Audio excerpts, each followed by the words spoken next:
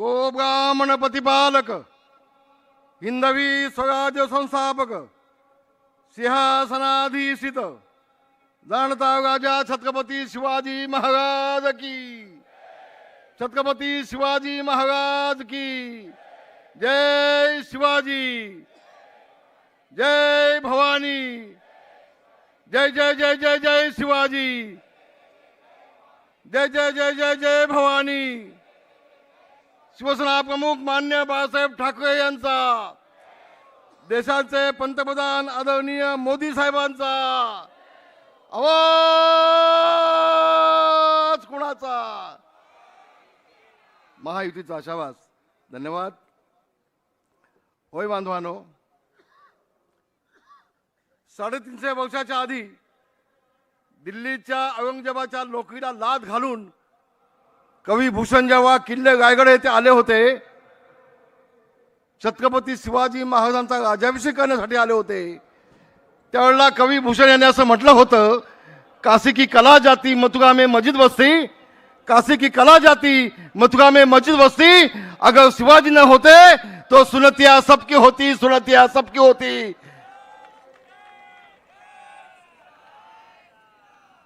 बांधवानो, एका गोष्टीचं मला वाईट वाटतंय, निवडणुका येतात आणि जातात, मी बोलणार आहे 5 मिनिटं, पण काल उद्धवजी तुम्ही या महाराष्ट्राचे मुख्यमंत्री आदरणीय देवेंद्रजी यांच्या हिंदुत्वाबाबत संशय घेत आहे। तुम्हाला नेमकं म्हणायचं काय? शिवसेना प्रमुख मान्य बाळासाहेब यांच्या विचाराला तिलांजली देणारे तुम्ही, शिवसेना प्रमुख मान्य बाळासाहेब ठाकरे यांच्या हिंदुत्वाचं वाटोळं करण्याचं काम केलं तुम्ही। शिवसेना प्रमुख मान्य बाळासाहेब ठाकरे यांच्या विचाराचे बेईमानी करणारे तुम्ही, दिल्लीत जाऊन सोनिया गांधीच्या पायावर डोकं ठेवणारे तुम्ही, तुमच्या सभामध्ये पाकिस्तानी झेंडे फडकवणारे तुम्ही, आणि तुम्ही देवेंद्रजींच्यावरती संशय घेताय। निवडणुका 2 दिवसाच्या असतील उद्धवजी, पण ज्यावेळेला तुमच्यावरती वेळ येते तेव्हा ते तुमचं पिल्लू आणि तुम्ही मग फुलांचे बुके घेऊन देवेंद्र फडणवीसांच्या कॅबिनेटमध्ये त्याला भेटण्यासाठी कशासाठी जाताय, त्याचं उत्तर तुम्हाला आता द्यायला लागेल। आमच्या देवेंद्रजी कधी कधी भोळेपणा करतात। देवेंद्रजी कुणाला किती वेळेला कुठे भेटावं, कुणाचं बुके घ्यावेत हे तुम्हाला सांगणे आहेत, पण मी मोठा नाही, मी लहान माणूस आहे, मी लहान माणूस आहे। पण कधी कधी ज्याचे अजून लग्न करू शकलं नाही ते एवढंसं पिल्लू, ते तुमच्यावरती बोलतं, त्याची अवकात आहे।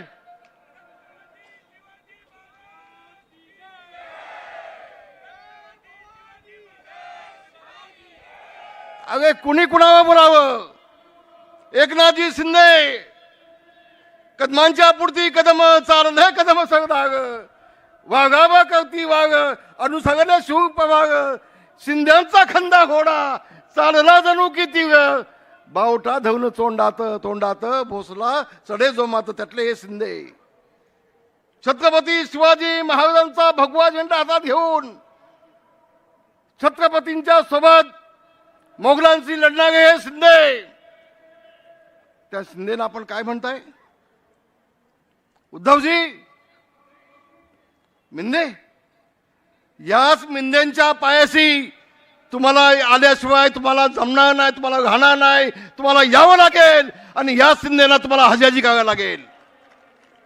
हवामान एकनाथजी आपला नाही एकट्यांचा, या देशामध्ये जेवढे शिंदे आहेत या शिंदेचा अवमान करण्याचं काम उद्धवजी आपण करताय।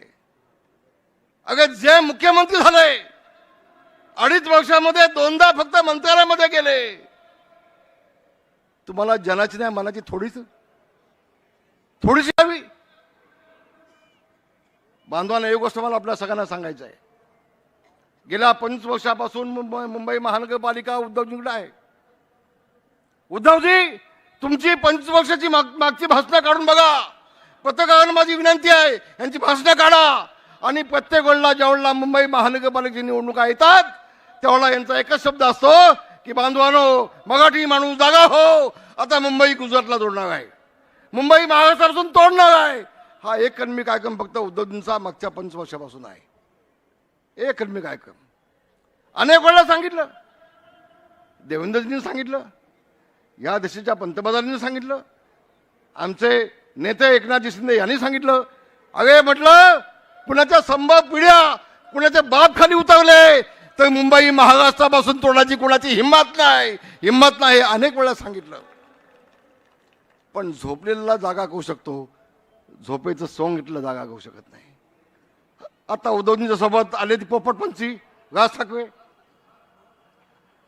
फक्त पोपटपंची काही नाही. अहो राज ठाकरे तुमचे 6 नगरसेवक यांनीच फोडले उद्धव ठाकरेंनी आणि घेतले शिवसेनेमध्ये, घेतले ना. अहो या उद्धव ठाकरेच्या या पिल्लू पेगमीन याला राज ठाकरे तुम्ही निवडून दिलात. वळणीमध्ये तुमचा उमेदवार उभा केलाच नाही, तुम्ही निवडून दिलात.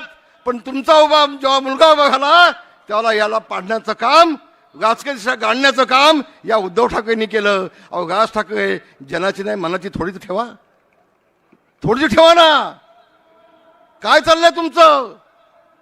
एक सांगतो, आज मुंबई तुम्ही लुटलीत. तुम्ही सांगा तुमच्या वचनामध्ये 25 वर्षामध्ये मुंबईसाठी तुम्ही काय केलं? एकच काम केलं. 25 वर्षामध्ये मुंबई मधला माझा मराठी माणूस, 25 वर्षामध्ये माझा लालबागचा मराठी माणूस, माझा गिरणगावचा मराठी माणूस, माझा दादरचा मराठी माणूस, हा सगळा मुंबईच्या बाहेर तुम्ही घालवलात. कल्याण, डोंबिवली, अमरनाथ सगळा माझा मराठी माणूस तुम्ही घालवलात. उद्धवजी तुम्ही बाहेर घालवलात. आणि आता मराठी माणसाला हाक घालायला लाज वाटत नाही?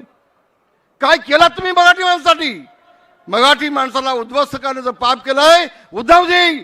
आज तुम्हाला मी दाव्याने सांगेन, उद्याच्या निवडणुकीमध्ये हाच मराठी माणूस तुम्हाला राजकारणातून कायमचा उद्ध्वस्त केल्याशिवाय घडणार नाही. हे सांगण्यासाठी तो उभा आहे, सांगण्यासाठी उभा आहे.